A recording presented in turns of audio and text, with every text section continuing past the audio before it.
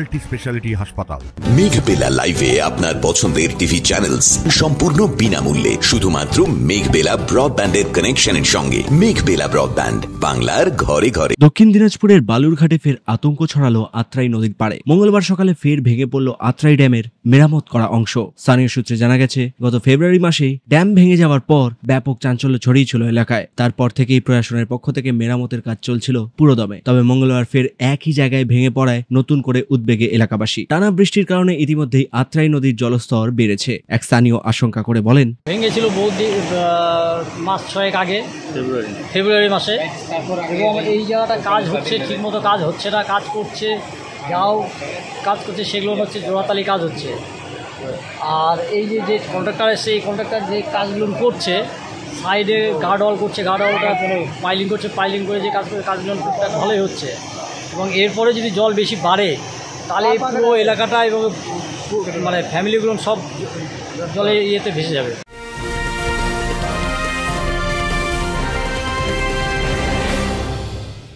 উত্তর 24 পরগনা ও তার আশপাশের এলাকার মানুষের সেবায় ক্যাথ ল্যাবের মতো অত্যাধুনিক সুবিধা নিয়ে পরিষেবায় ব্রতী সারদা মাল্টি স্পেশালিটি হাসপাতাল।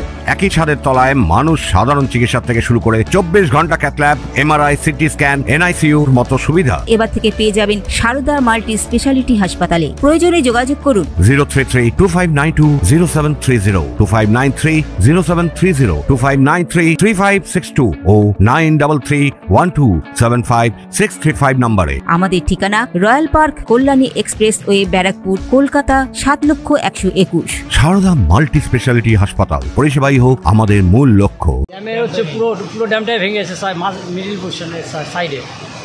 আপনাদের কি মনে হচ্ছে যে কাজটা হয়েছে সেই কাজটা কি ঠিকমতো হয়েছিল? না, এই কাজটা পুরো ঠিকমতো হয় নাই। এবং আগে যে কন্ট্রাক্টর কাজ করেছে সে কন্ট্রাক্টর কোনো রডই ব্যানের এরকম দেখা যাচ্ছে যে সব কমা রড দিয়ে কাজ করেছে এবং ঢালাইটা ঠিকমতো ঢালাই ঠিক করে নাই, পাকাপুক্ত ঢালাই হয় নাই। গতকাল এটা কখন ভেঙেছে? গতকাল রাত্রি 2টো থেকে মোটামুটি জল বাড়ার পরেই এটা ভেঙে পড়ে।